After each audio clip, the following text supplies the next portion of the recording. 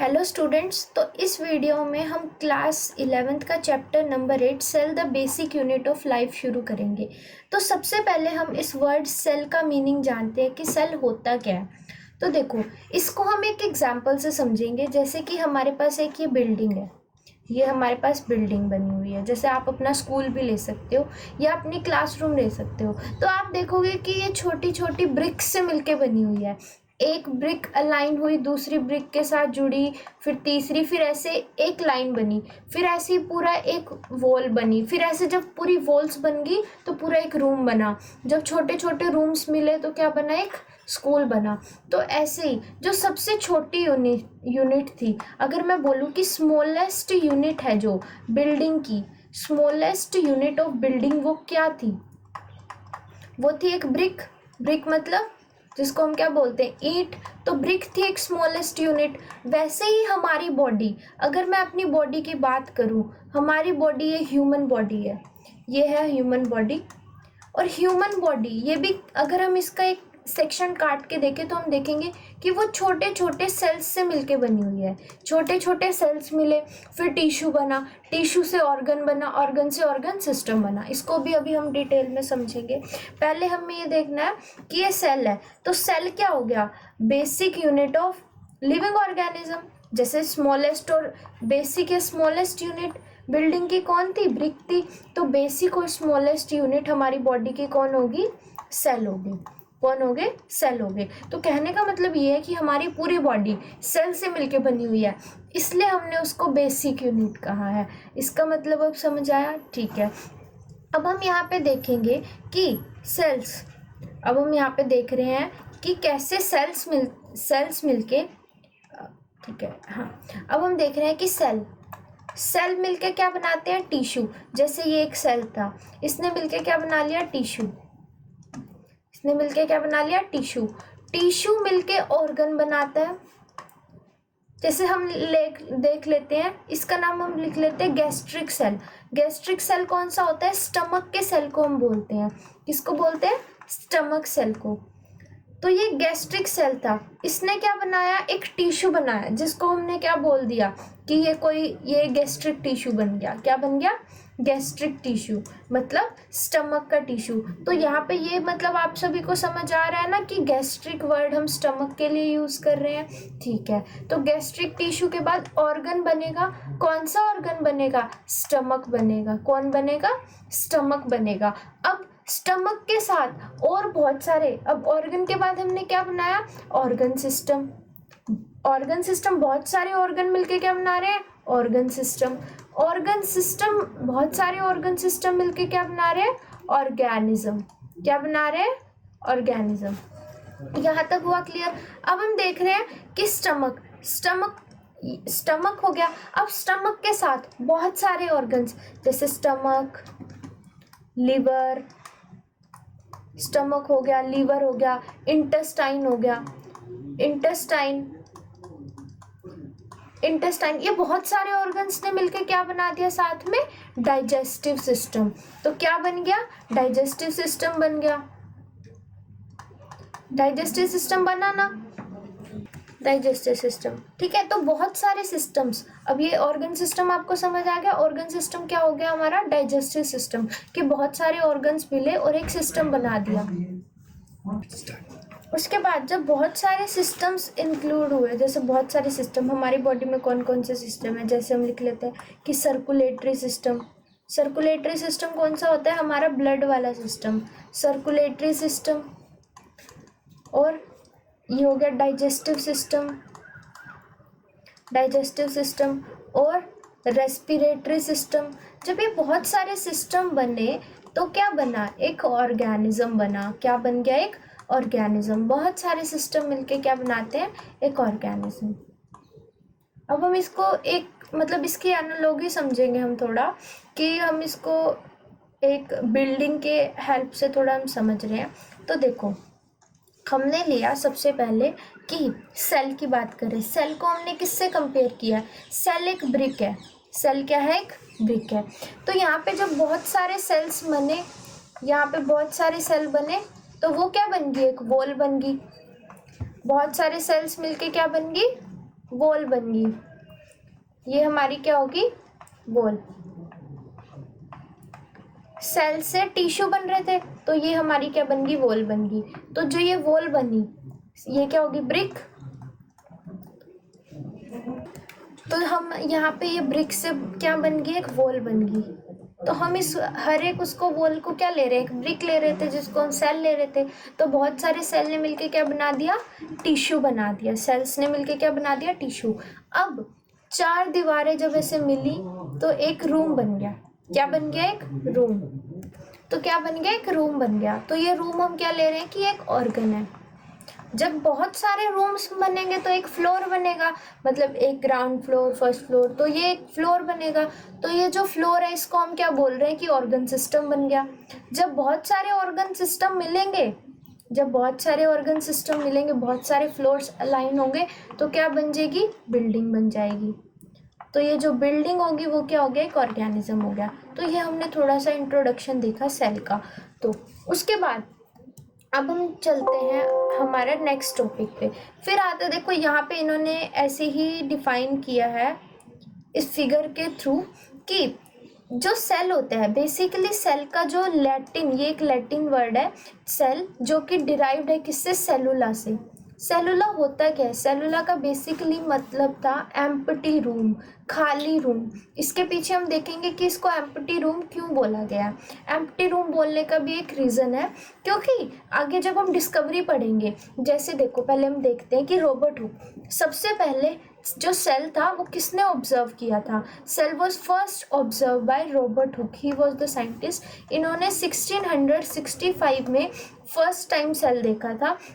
और इन्होंने किसका सेल देखा था, ये ओक ट्री होता है, ये क्या हमारा ओक ट्री, ये ओक ट्री। इन्होंने क्या लिया, इस ओक ट्री से, इसकी ओक ट्री की वुड से क्या बनता था, बॉटल कॉर्क बनता था। तो देखो बॉटल कॉर्क क्या होता है, वो आपने देखी होंगी पहले टाइम की ऐसी बॉटल्स होती थी, ये बॉटल्स होती थी ना, उनके ऊपर एक ऐसे लकड़ी का ऐसे ढक्कन सा लगा होता था, इसको बोलते थे हम बॉटल कॉर्क, बॉटल कॉर्क बोलते थे।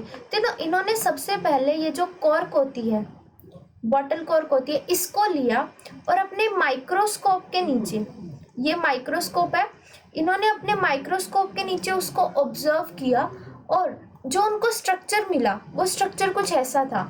ये किसका था स्ट्रक्चर, सेल। इन्होंने देखा कि बॉटल कॉर्क, अच्छा पहली बात तो हमें देखना पड़ेगा कि ये जो बॉटल कॉर्क थी वो क्या थी, वो वुड थी।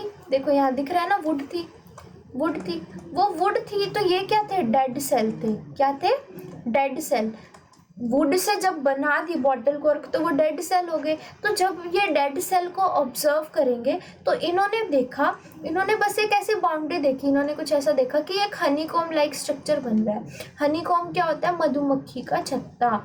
तो देखो इन्होंने ना एक ऐसा स्ट्रक्चर देखा, जैसा कि आप इस फिगर में भी देख पा रहे होंगे, है ना। इन्होंने कुछ ऐसा मधुमक्खी के छत्ते जैसा स्ट्रक्चर देखा। तो इन्होंने एक सिंगल, इसको इन्होंने बोला कि ये जो पूरा स्ट्रक्चर है जो भी है वो सेल से मिलके बना है, मतलब छोटी एक यूनिट है, उसका मतलब हो गया सेलुला। सेलुला मतलब सेल। इन्होंने अब सेल क्यों बोला, क्योंकि उस टाइम सेल का मतलब और आज भी सेल का मतलब ये होता है कि एम्प्टी रूम। इन्होंने देखा कि ये तो खाली है, बिल्कुल खाली है। हालांकि ये बात गलत है, हमें पता है आज सेल के अंदर बहुत सारी चीज़ें होती हैं, लेकिन सेल का मतलब आज सेल के अंदर बहुत सारी ऑर्गेनेली होती है, लेकिन जो एक बार बचपन में नाम पड़ जाता है, जैसे किसी बच्चे का बचपन में नाम गुड्डू पड़ गया, वो बड़ा भी हो जाए तब भी उसे गुड्डू बोलते रहेंगे हम, है ना। तो ऐसे इनका नाम एक बार सेल पड़ गया तो इनको हम आज तक भी क्या पढ़ते हैं, सेल ही पढ़ते हैं। अच्छा अब क्वेश्चन ये आता है कि उन्होंने, रॉबर्ट हुक ने उस सेल को एम्प्टी क्यों देखा। तो रीज़न क्या है, क्योंकि वो डेड सेल था। डेड सेल के अंदर सारा जो मटेरियल, लिविंग मटेरियल था वो था ही नहीं प्रेजेंट। तो उन्होंने, रॉबर्ट हुक ने डिस्कवरी किसकी की थी, सेल वॉल की थी। किसकी डिस्कवरी की थी, सेल वॉल की, क्योंकि इन्होंने तो सिर्फ सेल वॉल देखी थी, जिससे आगे डिस्कवरी होगी सेल की। तो अब आपको समझ आया कि इसको हमने सेलुला क्यों बोला है। देखो आपने वर्ड भी सुना होगा, सेलुलर जेल, काला पानी जेल। है ना। सेलुलर जेल मतलब ये एक जो सिंगल यूनिट होती है उसको हम क्या बोलते हैं, सेल बोलते हैं। तो सेलुला का मतलब ही क्या होता है, एम्प्टी रूम, एम्प्टी रूम या एम्प्टी कंपार्टमेंट। ठीक है, तो हम आगे बढ़ा जाए तो पहली डिस्कवरी किसकी थी, रॉबर्ट्स हुक की। तो इन्होंने 1665 में फर्स्ट टाइम क्या किया था, ऑब्जर्व किया था सेल को, इन्होंने ऑब्जर्व किया था सेल को। और वो जो सेल था वो क्या था, वो बॉटल कॉर्क का सेल था। वो क्या था, बॉटल कॉर्क का सेल था, जो कि एक डेड सेल था, जिसकी वजह से उन्हें क्या मिला था, हनीकॉम्ब लाइक स्ट्रक्चर। उन्होंने क्या देखा था, हनीकॉम्ब, हनीकॉम्ब क्या होता है, मधुमक्खी का छत्ता, है ना। हनीकॉम्ब लाइक उन्होंने स्ट्रक्चर देखा था, हनीकॉम्ब लाइक स्ट्रक्चर देखा तो उन्होंने उसका क्या नाम रख दिया, नेम्ड देम, उन्होंने उसका क्या नाम रख दिया, सेलुला। सेलुला एक लैटिन वर्ड है, सेलुला क्या है, एक लैटिन वर्ड, ये भी आपको याद रखना है, लैटिन वर्ड है, जिसको आगे अब हम क्या पढ़ते हैं, सेल पढ़ते हैं। ठीक है, तो ये हमारा एक ब्रीफ सा समरी हो गया कि हमने रॉबर्ट हुक की ऑब्जर्वेशन में क्या पढ़ा। हाँ, ये हो गया हमारा। उसके बाद हमारे नेक्स्ट आते हैं एंटोन वॉन लियनहुक। इनकी बहुत इंटरेस्टिंग स्टोरी है जो मैं आप सभी को बताना चाहूँगी कि ये एक डच मर्चेंट थे। डच मर्चेंट, मर्चेंट क्या होता है, व्यापारी।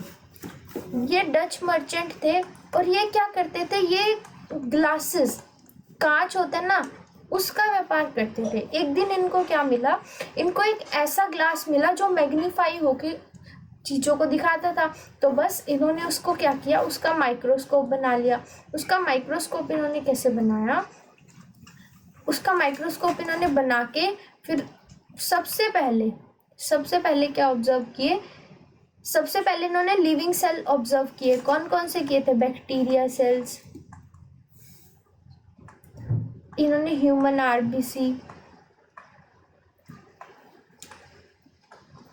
ह्यूमन स्पर्म सेल्स, तो ये सब इन्होंने पोंड के अंदर, बैक्टीरिया सेल्स पोंड के अंदर ढूंढे, ह्यूमंस के अंदर आरबीसी और स्पर्म सेल्स देखे, और इन्होंने स्पाइरोगायरा के सेल भी देखे थे।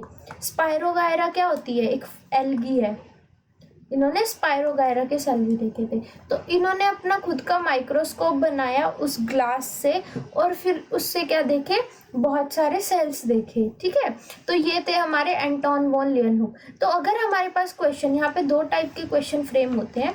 पहला क्वेश्चन फ्रेम होता है कि डिस्कवरी, रॉबर्ट हुक ने किसकी डिस्कवरी की थी, तो रॉबर्ट हुक ने डिस्कवरी की थी किसकी, डेड सेल की। दूसरा क्वेश्चन आता है लीवन-हुक ने किसकी डिस्कवरी की थी, तो लीवन-हुक ने डिस्कवरी की थी किसकी, लिविंग सेल्स की। ठीक है, तो ये इस बात में कंफ्यूज नहीं होना कि रॉबर्ट हुक ने डेड सेल किया था और लीवन-हुक ने लिविंग सेल किया था।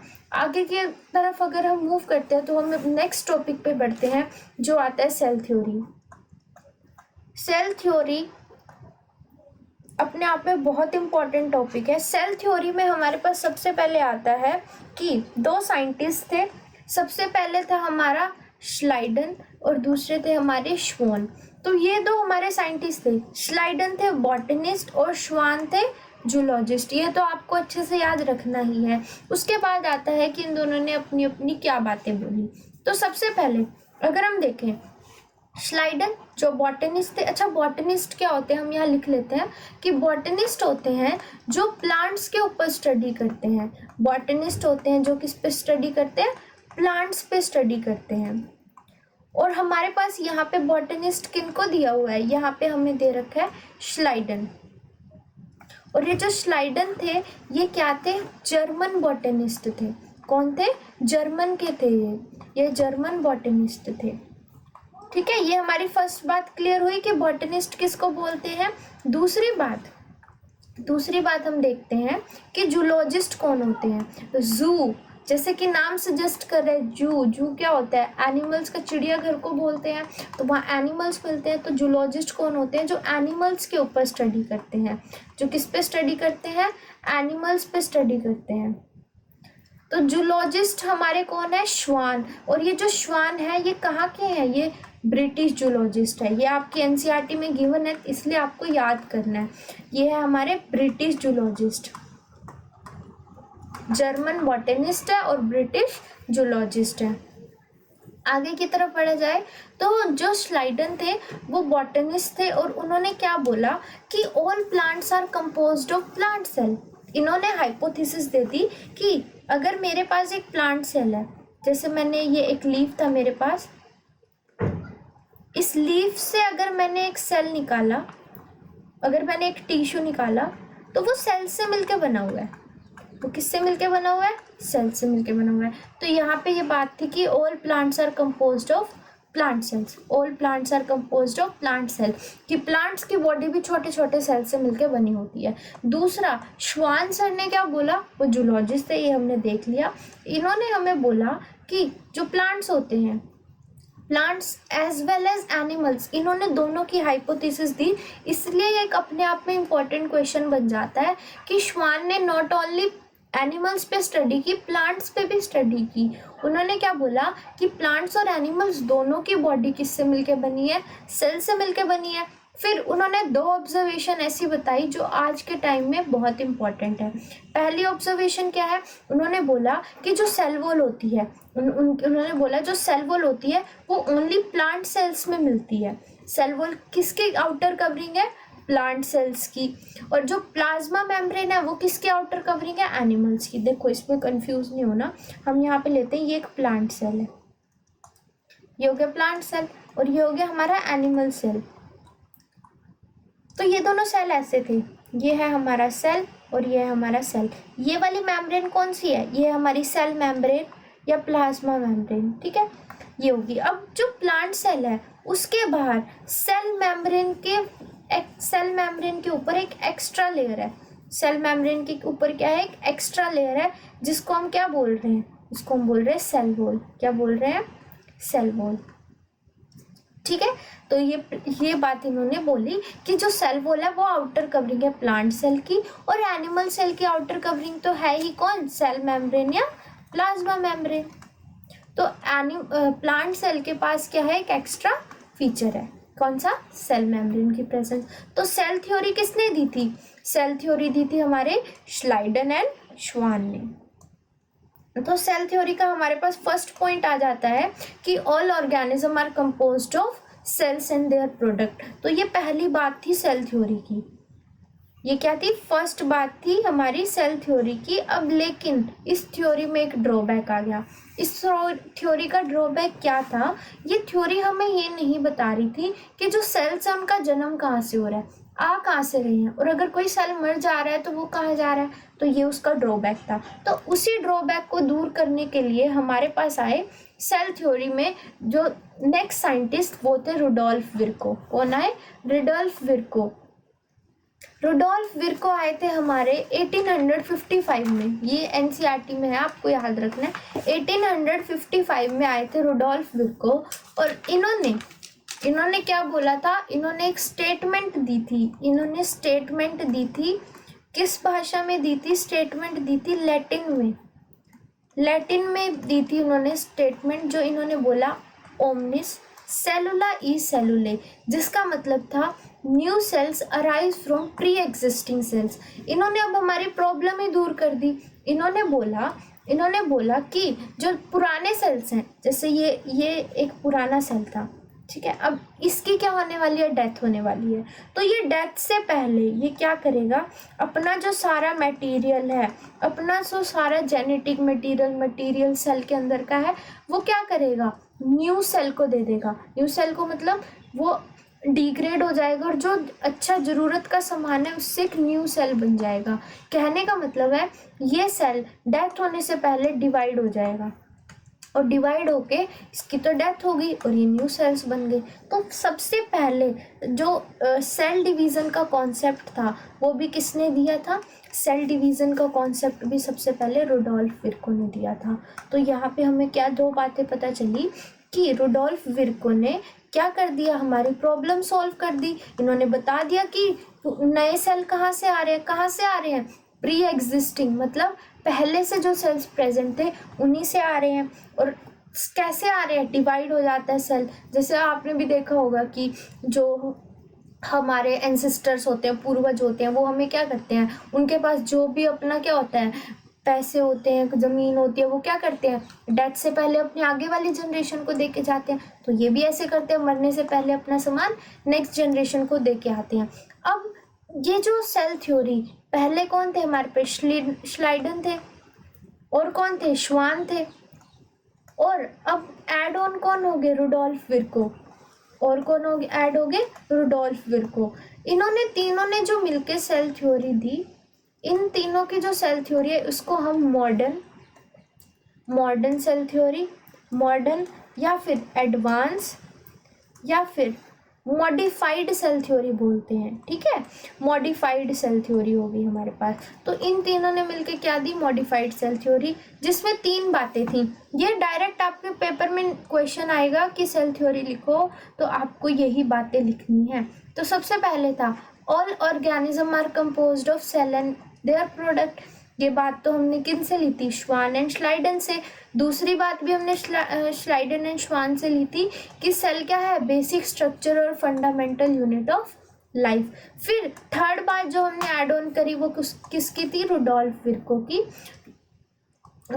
विर्को की कि all new sales arise from pre existing cells. जो नए सेल है वो पहले से प्रेजेंट सेल से ही अराइज करते हैं। ठीक है, तो ये हो गया हमारा। उसके बाद हम देखते हैं कि ये देखो, ये हमने बताया कि ये हमारा क्या है, ये हमने लिया प्लांट सेल, ये हो गया हमारा प्लांट सेल, और ये हो गया हमारा एनिमल सेल। अब प्लांट सेल जो है उसके बाहर क्या है, एक एक्स्ट्रा कवरिंग है। प्लांट सेल के बाहर क्या है, एक एक्स्ट्रा कवरिंग, जिसको हमने क्या बोलते हैं, सेल वॉल। लेकिन प्लांट सेल के बाद क्या है, ओनली प्लाज्मा मेम्ब्रेन। तो प्लांट सेल में क्या होता है, प्लाज्मा मेम्ब्रेन भी होती है और सेल वॉल भी होती है।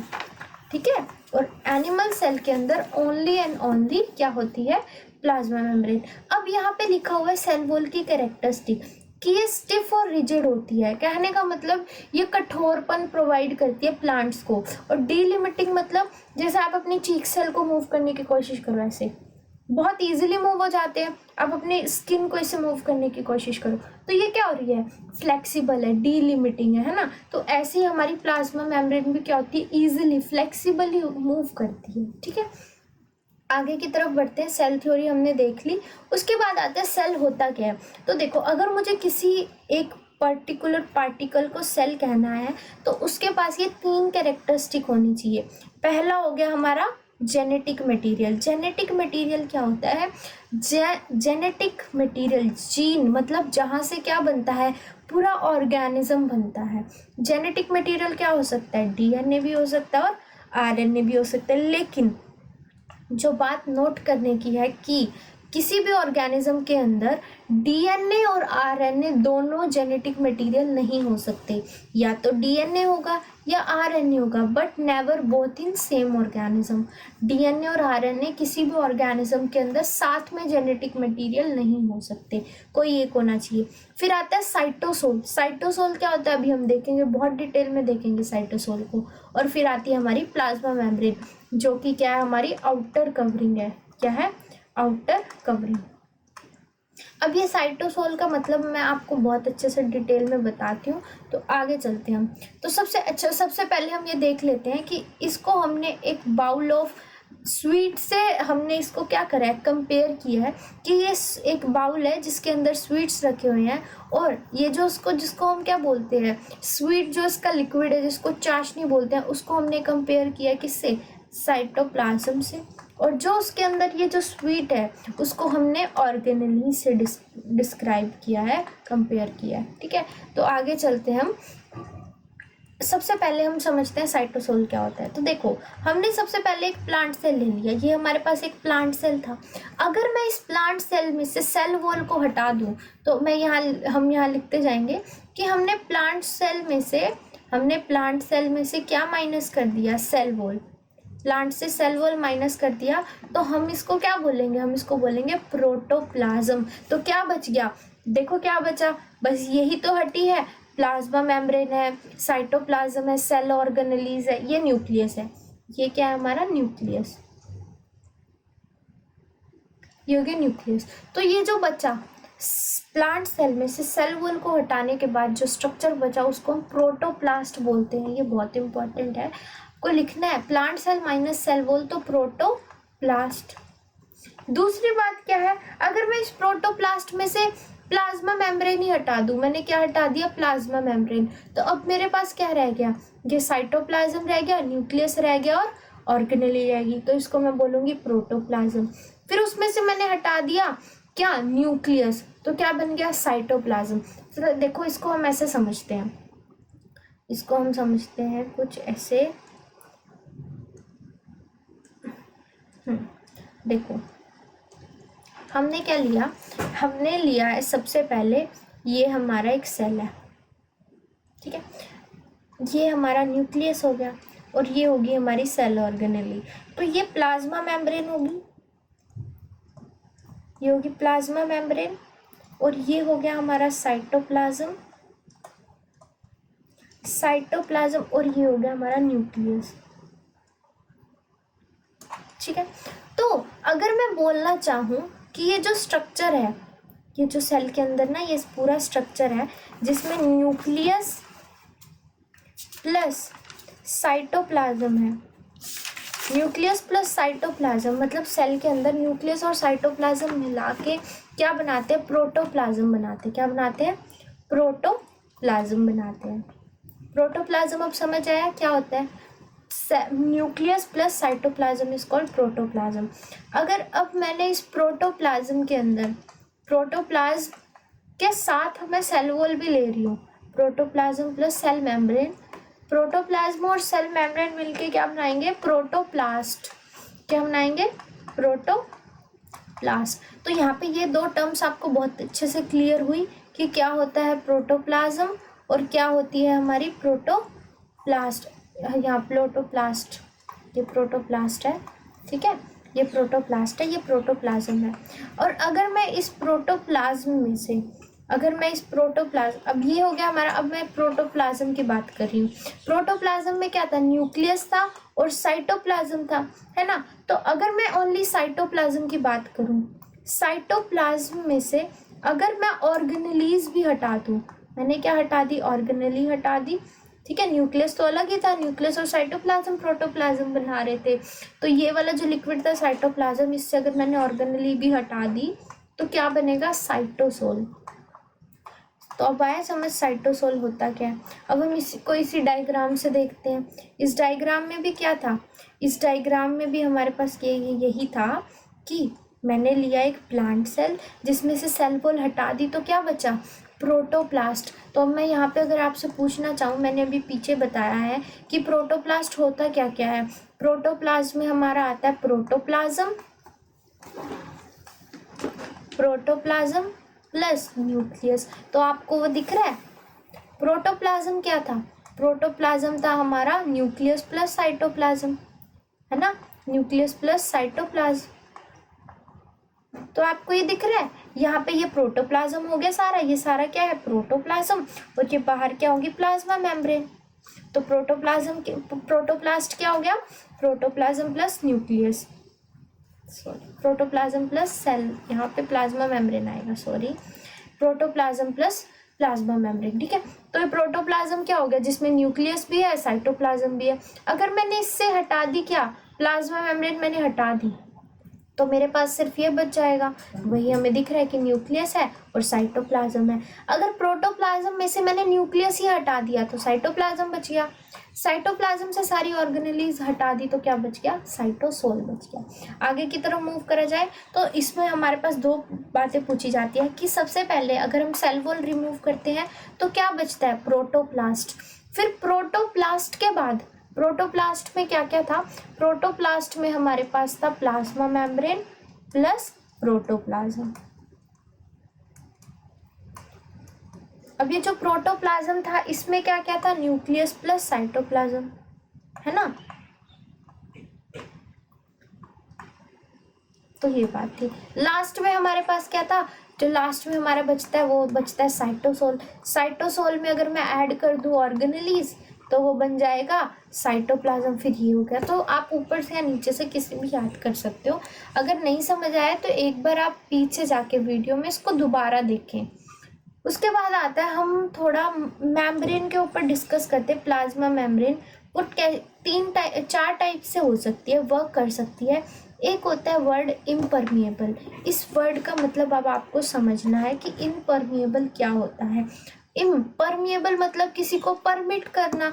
जहाँ इम लग जाता है उसका मतलब क्या हो जाता है, रिवर्स हो जाता है। कहने का मतलब ये अपने अंदर से ना ही सोलवेंट को जाने देती ना ही सोल्यूट को। अब यहाँ से कोई मटेरियल आया, वो अंदर जाना चाह रहा है और मैं आपको बोल रही हूँ कि ये मेम्ब्रेन इनपरमिएबल है, तो क्या ये अंदर जाने देगी? नहीं जाने देगी। तो ऐसी मेम्ब्रेन आपको कहाँ देखने को मिलती है? जहाँ पे सेल वॉल हो, ये हमारी सेल वॉल होगी, और बाहर किसका डिपोजिशन हो, लिग्निन, सुबेरिन या वैक्स का। ये तीनों सब्सटेंस कैसे हो गए, जो किसी मटेरियल को अंदर जाने से रोक रहे हैं, परमिट नहीं कर रहे। दूसरा वर्ड है वो है परमिएबल। परमिएबल का मतलब क्या होता है, किसी चीज को परमिट करना, परमिशन देना।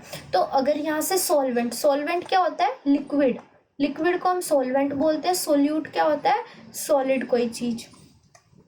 तो यहाँ से अगर कोई लिक्विड अंदर जाना चाहे तो ये उसको परमिट करेगा, कर देगा। और solute yes, because it is permeable. Permeable मतलब अलो करता है, ये अलो करेगा। Allow substances to pass through it, allow substances, ठीक है, टू पास थ्रू इट, अपने अंदर से जाने देगा। फिर आता है सेमी परमिएबल। सेमी मतलब कि एक चीज के लिए परमिएबल है, दूसरी चीज के लिए इनपरमिएबल है। जैसे ये सॉल्वेंट को अंदर जाने दे रहा है, सोल्यूट को अंदर नहीं जाने दे रहा। तो ऐसी मेम्ब्रेन को मैं क्या बोलूंगी, सेमी परमिएबल। और जो फुली परमिएबल होती है वो कौन होती है, सेल वॉल, जो किसी सब्सटेंस को नहीं रोकती, जिसको जाना है वो जाओ, जिसको आना है वो आओ। वैसे ही सेमी परमिएबल कौन सी होती है, मेम्ब्रेन, जो अपने अंदर से एक सब्सटेंस को जाने देती है, दूसरे को नहीं जाने देती।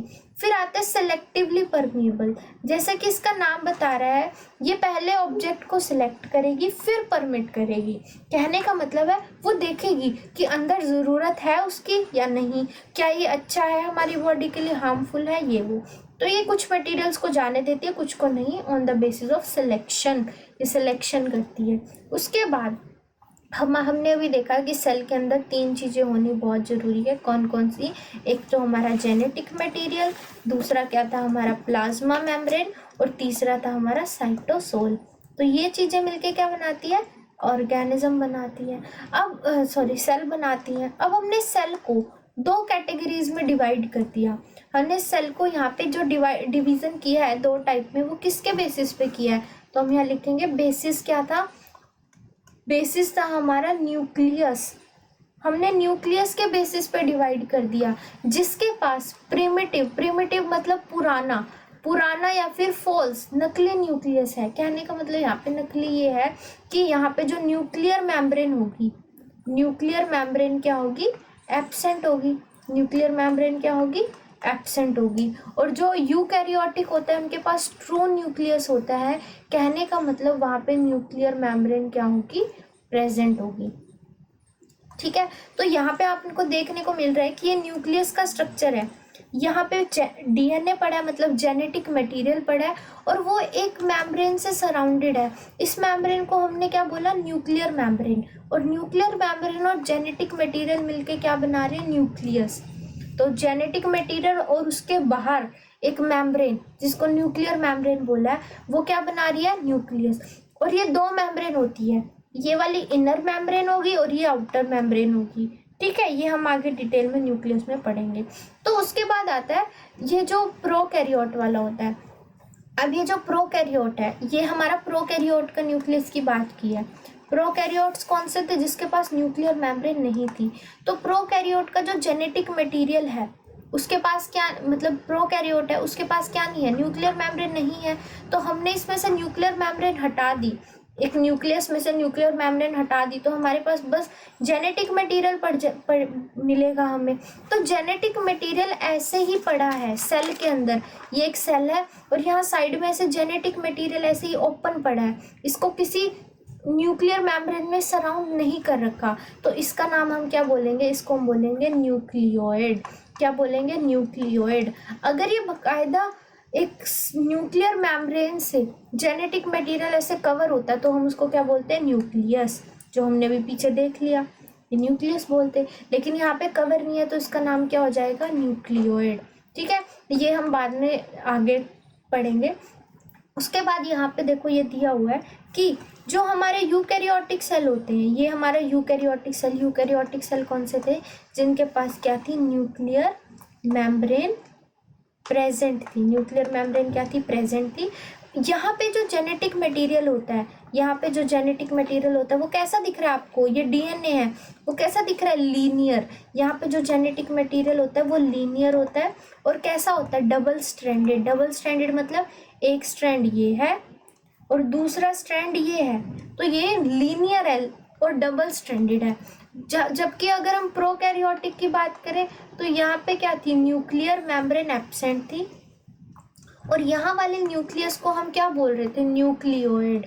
क्या बोल रहे थे, न्यूक्लियोइड, है ना। क्यों, क्योंकि जेनेटिक मटेरियल देखो, आप देख रहे हो ना, यहाँ पे तो देखो एक न्यूक्लियस है, उसके अंदर जेनेटिक मटेरियल स्टोर है, यहाँ पे ऐसे ओपन पड़ा है, नेक्ड पड़ा है।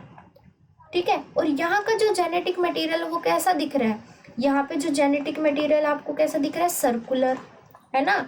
यहाँ पे सर्कुलर दिख रहा है और यहाँ पे भी डबल स्ट्रैंडेड है। देखो एक स्ट्रैंड ये है और दूसरा स्ट्रैंड ये है, तो यहाँ पे भी सर्कुलर डबल स्ट्रैंडेड डीएनए है और यहाँ पे कैसा है, लीनियर डबल स्ट्रैंडेड डीएनए। इतनी बात हुई क्लियर। के बाद हम चलते हैं डिफरेंस।